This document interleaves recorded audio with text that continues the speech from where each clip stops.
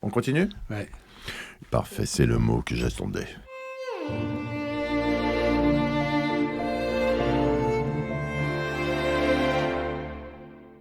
La salle de lecture. Jean-Christophe Ruffin, rebonjour. Bonjour. Nous attaquons le deuxième épisode de ce podcast consacré à la sortie de votre roman d'or et de jungle, un podcast sous l'angle très strict du postpartum, enfin pas vraiment strict, on a vu ça, et en forme d'interview un peu particulier dont je vous redonne le principe. 2 points, vous avez devant vous des enveloppes. Dans chacune de ces enveloppes que vous piocherez au hasard. Mhm. Non, Bandar. Mais non, pas du tout. Dakar. Alors là, j'ai mis que oui, c'était plus tordu. Je fais référence à votre rencontre avec le sultan de Bonaï, qui était à l'époque, avant d'être détrôné par des ados attardés de la Silicon Valley, l'homme le plus riche du monde, lors de sa visite à Dakar, où vous étiez alors ambassadeur de France. C'est bien d'ailleurs d'être ambassadeur de France. Oui, c'est... Bon. C'est bien. À Dakar, c'est difficile parce que c'est un pays compliqué avec Oui, lequel la il y a fin a beaucoup été de relations. compliquée. Oui, j'ai vu ça. Tout a été compliqué. Hein. Tout était compliqué, comme cette introduction. Je suis même perdu, mais c'est pas grave. Dans chacune de ces enveloppes, donc, se trouve une question qu'il vous faudra, s'il vous plaît, Jean-Christophe, lire à haute voix, avant d'y répondre de même ou pas. C'est à vous. Alors, Quelle belle intro. oui, c'est Merveille. Votre livre vient de naître et votre livre est moche. Ah, merci, Vincent. C'est rien. Ce n'est pas un beau bébé livre. Vous l'aimez quand même? Oui, vous savez bien qu'on aime d'autant plus les bébés qui sont moches. C'est-à-dire que... Mais Est-ce que ça vous est arrivé qu'on vous dise à la sortie d'un livre, c'est pas ce que j'ai lu, hein, clairement, mais est-ce que c'est arrivé que vous dites, enfin voilà, c'est pas un beau bébé, c'est pas ce que je voulais? c'est jamais ce qu'on voulait, mais ça veut pas forcément Oui, dire c'est qu'il ce est que vous pas m'avez beau. dit un peu au Ouais. début, oui. Mais non, c'est toujours différent de ce qu'on avait imaginé. Mais bon, je suis pas certain d'ailleurs qu'on aime les beaux livres. Je pense qu'on peut au contraire aimer ceux qui sont un peu ratés ou qui n'ont pas forcément eu la faveur du public, ce qui est mon cas. Hein. Est-ce qu'il y a dans vos livres, comme dans beaucoup de choses qui se font en création, des parties ratées que vous détestez, mais qui font le succès de ce livre? Bon, Non, non, ça arrive vraiment fréquemment. oui, je sais, oui, des espèces de malentendus. Ouais, je ne sais pas. Mais, vous voyez, par exemple, un des livres qui a eu beaucoup de succès que j'ai écrit, c'était sur le récit de mon voyage, mon pèlerinage, une marche vers Compostelle. Bon, je fais cette marche parce que quand je suis rentré de l'ambassade, là, j'avais besoin de changer complètement les idées. Je voulais pas du tout écrire dessus. Et c'est des amis qui m'ont dit, tiens, ça, bon. Et ça m'a amusé, je l'ai écrit. Il y a vraiment des passages... je trouve un peu... voilà. Mais après, comme il a eu beaucoup de succès, les gens viennent me dire, ah là, qu'est-ce qu'on s'est marré, ah, c'est un... Bon. Et moi, je me dis, oh là là, mais j'ai un peu honte, quoi. C'était une des facilités. Bon, voilà. Si ça leur a plu, tant pis. Tant mieux. Très bien. Allez, une autre question. Parce que celle-là n'était pas très sympa, faut dire. Mais c'est les mêmes pour tout le monde. Hein. C'est pas, Oui, que je ne vous ai pas sélectionné. Une question que je viens d'ajouter. Ah. Est-ce qu'il faut être dans une situation affective, voire amoureuse, stable, pour envisager la naissance d'un livre? Est-ce qu'il faut être en couple? Alors là, pas du tout. Pas du tout. C'est le contraire même. Moi, j'ai écrit mes meilleurs livres dans des situations vraiment affectives très, très difficiles. Le premier roman que j'ai publié, j'étais dans une situation de séparation. J'avais rencontré une jeune femme. Il se trouve, et ça n'arrive jamais, qu'elle avait, elle avait une maladie. Elle m'a consulté en me disant, parce que je fais jamais de médecine avec les proches. Là, j'ai fait un diagnostic. Elle avait 33 ans. Hein, elle a un cancer extrêmement grave. Elle est morte 6 mois plus tard. Enfin, vraiment l'horreur.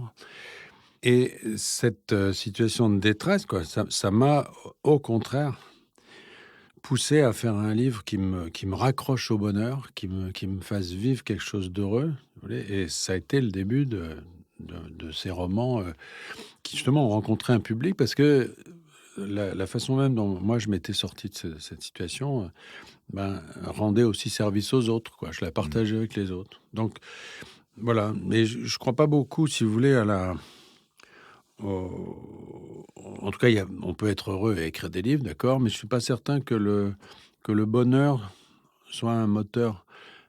Parce que le bonheur est un truc un peu fade, si vous voulez. Alors, je dis pas qu'il y a un côté... on a envie on a envie de rien faire, quoi, de se laisser aller, Mmh. et écrire un livre, c'est quand même un très gros effort. C'est au contraire la volonté de plonger vers autre chose et de sortir de la réalité, quoi, Mmh. voilà. Alors quand on est heureux, on n'a pas besoin de sortir de la Ouais, réalité. le bonheur est un peu lénifiant, quoi. Ça donne envie Ouais, ça vaut de rien faire, enfin, quoi. après chacun Oui, oui, sa façon d'être, mais moi, si vous voulez, la recherche du bonheur, elle est complètement découplée de la création, hein. allez, une autre question peut-être plus gaie, du coup, parce que là, je suis un peu plombé. Quelle importance accordez-vous à la courbe du poids, la courbe des ventes, et que pensez-vous des décisions thérapeutiques parfois prises par votre pédiatre éditeur? Bah, la courbe de poids, c'est bien, c'est-à-dire que on est content quand il y a un livre. Moi, je considère pas du tout, je suis complètement opposé à cette idée qu'un bon livre, c'est un livre qui se vend pas et qu'un livre qui se vend, c'est forcément nul. Ça, je suis pas d'accord, c'est pas vrai. Moi, tout ce à quoi je crois, c'est le contraire, c'est-à-dire qu'on peut faire une littérature de qualité qui s'adresse à beaucoup de monde et que la littérature populaire, au sens strict, c'est pas forcément de la littérature de deuxième, enfin, bah, low Oui, je cost, si comprends, vous oui, voulez, oui. vous voyez? Moi, j'ai succédé à l'Académie, j'ai succédé à Henri Troyat.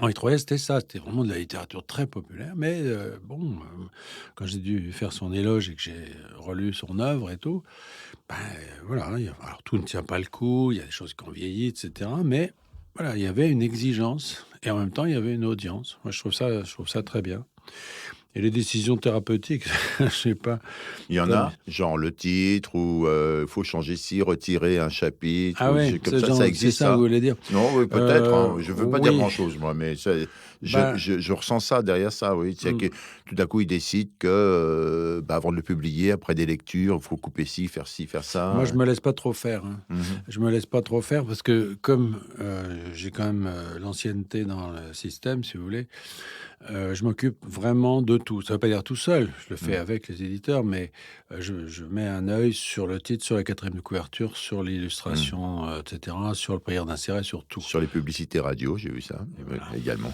Ben oui. Ben Oui. non, mais parce que, vous savez, c'est le proverbe japonais, «Chaque poil du lion est un lion». Il y a pas de détails, il faut voilà et alors je suis totalement, je me fous totalement de plein d'autres choses, je suis pas très investi, vous voyez, dans le milieu littéraire, dans tout ça, ça m'est complètement égal. Par contre, quand je sors un livre, là, je m'en occupe, vraiment jusqu'au bout. Je fais pas comme D'accord. certains qui posent le Oui, bouquin puis qui partent en démerdez-vous, vacances. oui. Ouais. OK, question suivante. Je savais pas qu'il y avait des lions au Japon. J'aurais pensé le poil de tigre éventuellement, mais Oui, c'est vrai. lion, oui, bon. Une question de physiologie. Est-ce que, comme pour les enfants, il y a un âge auquel il vaut mieux ne plus envisager de sortir un livre, même si on en a très envie? Ce serait un trop gros risque aussi bien pour l'autrice-auteur que pour le livre lui-même. Ah non, ça je crois pas ça du tout. Bah, le Guépard, euh, Lampedusa a écrit, je crois qu'il avait 80 ans, c'était son premier roman, et il a fait le Guépard, c'était merveilleux. Non, non, Donc tout le monde répond non à cette question. De toute façon, il y a pas de lien entre ah bon? l'écriture et l'âge, je pense, non? Non, alors mais c'est la question du premier parce que, Oui, oui. pour, Oui, c'est vrai, comme un enfant après 40 ans, toutes ces choses-là, oui, oui, oui, voilà, c'est ça. mais non, au contraire, non, non, Nina Berberova, tous ces gens-là que non, non, il y a plein de contre-exemples et voilà et en plus, on peut enfin, je pense qu'il y a une, ça tient quelqu'un de rester, créatif. On avait à l'académie un de nos membres qui était René de Obaldia, le grand dramaturge. Il est mort à 103 ans et 3-4 ans avant sa mort, il faisait un tour de chant, mais de one man show, dans toute la France et cetera, tout seul en scène, si vous voulez, voilà et il continuait à écrire, à produire et cetera. C'est merveilleux et je pense que non seulement c'était pas trop tard, mais c'était très bien, quoi. Très bien, tant mieux. Moi, je trouve ça plutôt rassurant, perso. Ça me va. Une question postpartum. Est-ce qu'il existe une forme adolescente du livre, une révolte contre la mer et peut-être même ensuite un départ, pourquoi pas dans un autre pays, et un livre qui devient lui-même petit à petit un étranger. C'est pas très clair tout ça, mais Non, non, non. Non, mais heu, j'écris très, très, très, très tôt le matin. En fait, je dors encore, moi. Non, oui, l'idée, c'est que, les ados vous échappent, hein. Enfin, ouais, vous avez des ouais, bah, c'est enfants, ouais. les ados vous échappent. Ils deviennent quelque chose d'autre que ce que vous aviez fait au départ. Enfin, si tant est que vous ayez fait quoi que ce soit d'autre que de faire des enfants, mais ils s'en vont. Est-ce que les livres, ils ont ce même type de vie pour vous? C'est ce qu'à un moment donné, Ah voilà, ouais, vous les suivez, puis après, hop, ils ont une vie qui vous échappe, un peu comme vous ah racontez ouais, sur ouais, votre livre, même de Compostelle, qui finalement devient un livre ouais, ouais, très indépendant de vous-même. oui, oui, bah, tous, hein. Tous, bien sûr, qui vous échappent et en plus, les lecteurs, ajoutent des choses au livre. C'est-à-dire que ils le lisent d'une certaine manière. Par exemple, vous avez fait un livre léger avec de l'humour, et cetera, puis ils vont mettre ça au premier degré. Heu, alors là, ça va devenir un peu, bizarre ou alors, le contraire, c'est-à-dire que vous avez fait quelque chose d'un peu sérieux, puis ils vous se foutent de vous en disant: «Ah là là», bon. Donc il y a le livre vit sa vie, tant mieux. Alors moi, j'ai un grand privilège, c'est un bonheur ça, c'est que, notamment grâce aux poches, grâce à ces publications genre, Quarto et cetera, mes livres vivent longtemps. C'est-à-dire que le premier que j'ai écrit, donc L'Abyssin, c'était en 97, vous vous rendez compte? Et on en vend toujours, plusieurs milliers par an en poche. Ce qui veut dire que, Vous êtes ouais, riche déjà? oh non, parce que ça, les poches, ça vous rapporte pas grand-chose. C'est Ah les mince. éditeurs, oui, mais ça OK, OK, les OK, éditeurs OK. s'enrichissent sur votre dos, mais pas vous. Un petit taquet aux éditeurs au passage. Voilà, non, non, parce que c'est sûr que, en plus, si vous voulez, vos premiers livres, quand vous publiez le 1er livre, vous êtes à poil, personne vous négociez pas vos contrats, on vous donne, vraiment, voilà, déjà vous êtes là: «Merci, merci» et tout, bon.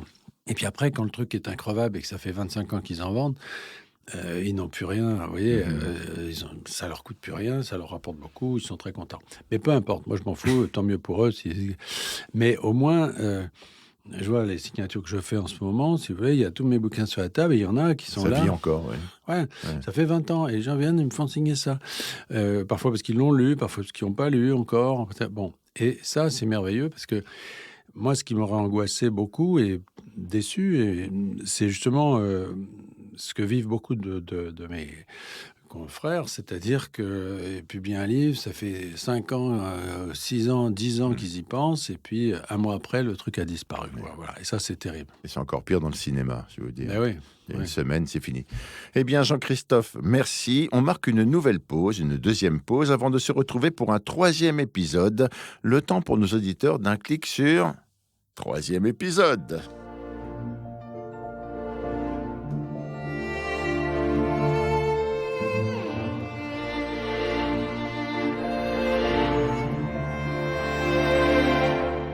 La salle de lecture.